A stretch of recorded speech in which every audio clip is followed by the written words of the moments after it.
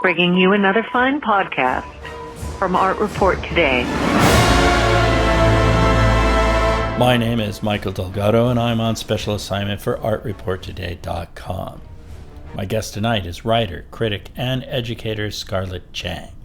A transplant from the East Coast to the West Coast via Hong Kong, she's been writing and teaching about art and cinema history for over 20 years.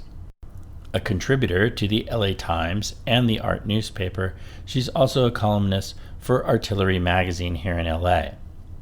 Cheng is currently teaching courses on Chinese cinema, contemporary Chinese and Japanese art, and women in film, both at the Otis College of Art and Design and the Art Center College of Design in Pasadena. She was previously the managing editor of Asian Art News in Hong Kong. Having recently finished out a term at the colleges in which distance learning was just becoming mandatory, I asked her about her thoughts on such an impact. It seems to me that some disciplines are more easily adapted. Mathematics, for instance, in which there's a lecture and then some homework, and everybody knows the answer, or will at least try to get to the answer, as opposed to the arts, where there are, no real clear guidelines. Absolutely. I think that's absolutely right. There's things that are more sort of lecture-driven, other things that are lecture/discussion, which is more the classes I teach in art and film history, and as well as showing films. I rarely show the whole film because we just don't have time for it, and also, I think the time in the classroom would be better used in discussion, lecturing, interactive things. So it can be done. It's not, of course, an ideal way to do it because the live student experience, the live classroom experience, is so much more enriched, by people being there, engaging with people eye to eye, and having more of a conversation sometimes, which is difficult on Zoom. I think that it's basically you can only have one person talking at a time. I mean, in classroom also it's supposed to be like that, but it's hard for people to interject, have dialogue because it's just the nature of the technology. I mean, because some people are muted until they speak up, and I think only one person is supposed to be speaking at a time. Anyway, the cross exchange is difficult, but as teachers, we learn to work around that. Forgive me if I sound nostalgic, but I look back on my college years, those moments that aren't blurred from a drug-induced haze, as truly formative. They weren't only formative in a classic sense of self-discovery, but they also shaped relationships that could become the first threads in a professional web. I wondered if, despite the loss of such interaction, maybe the students were in fact learning critical skills in a world economy that is undeniably intricately laced across time zones, and that will require an unprecedented facility with technology. I agree with you. There is a dimension missing when you don't have the social congregation part of college, They can't gather at the coffee shop, hang out in the quad, and you don't get to see people's full faces and people who don't know each other that you won't even know what they look like exactly. So there are all kinds of kind of weird things in the brave new world that we're entering, that we are in. We recorded this before the recent ICE mandate that the online-only classes for foreign students are not enough to qualify for staying in-country. But I asked Scarlet what impact an online-only curriculum might have. I think there has been a fear or a nervousness about students returning, of course. Because actually at both these schools we have large numbers of Asian students, and some countries in Asia have this 14-day quarantine. If you come from the United States, you have to be quarantined for 14 days. Actually, I had one student who went back to Taiwan. He had to be in quarantine for 14 days, basically stayed in his parents' apartment for 14 days. Of course, he could still attend class, but it was, not fun. But I don't know whether some of the students who went back will come back. But I do know that many of the Chinese students, that is students from China, I have Chinese students from other places too, from Taiwan and Hong Kong and other places, but the mainland Chinese students that I knew of, that I, talked to, mostly were already living here. And they were more concerned about going back to China to visit their parents or their relatives. Well, the pandemic has hit all sectors, of course, but the gallery business seems to me to be particularly vulnerable. I asked Scarlet, who's very familiar with the scene, if she felt there would be a monumental shakeout.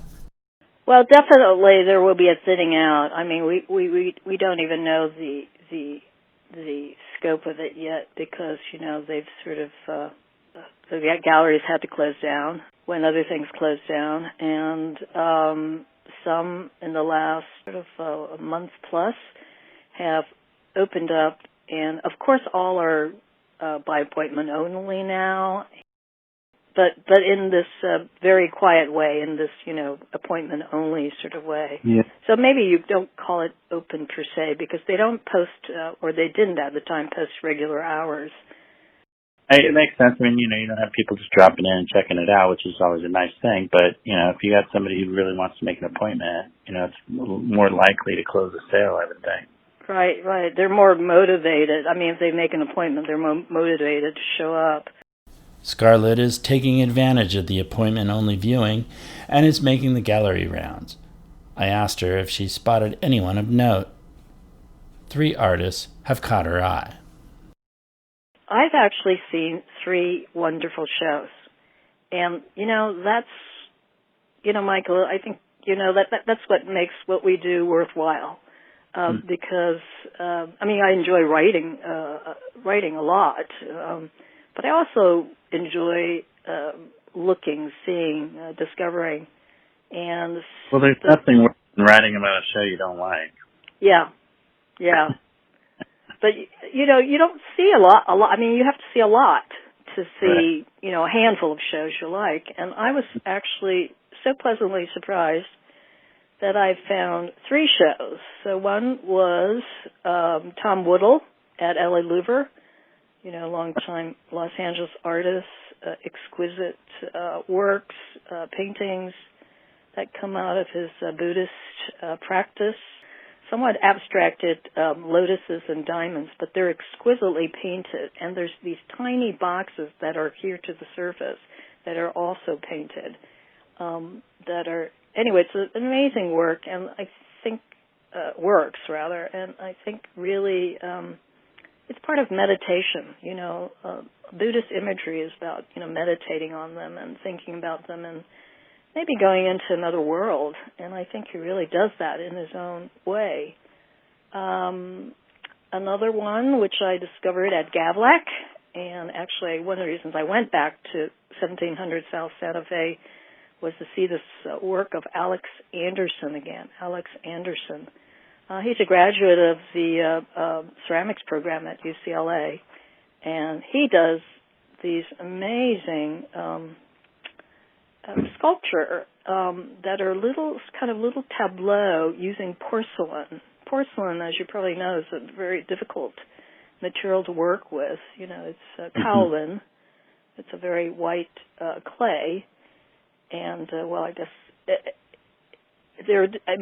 China is known for it, but you can get porcelain in other places. But he makes not only these exquisite works that are using his own, he's sort of invented an iconography of, mask, bees, snakes, rabbits. He's multiracial. He's black and also partly Japanese. And his show is called Little Black Boy Makes Imperial Porcelains. So he refers back to the Chinese tradition of using porcelains for imperial uses, for the proverbial mix of. Absolutely. So but he uses that material, creates these very powerful. Actually, the more you look at them, the more you're entranced. But definitely worth going to. It's a solo show, and his work is amazing for its technique as well as for its content, which is, it's a really interesting statement about race and, I don't know, that word cross-sectionality.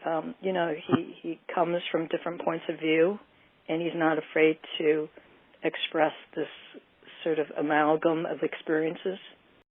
The third show is Simone Leigh. It's a smaller show at David Kordansky. Also very timely. Not a lot of work, but she is often using. She also uses ceramics. Kind of interesting. Sometimes bronze, I believe. In this case, figures of black women, very powerful, iconographic. In one room, one of them has this voluminous skirt of Raphael palm leaves.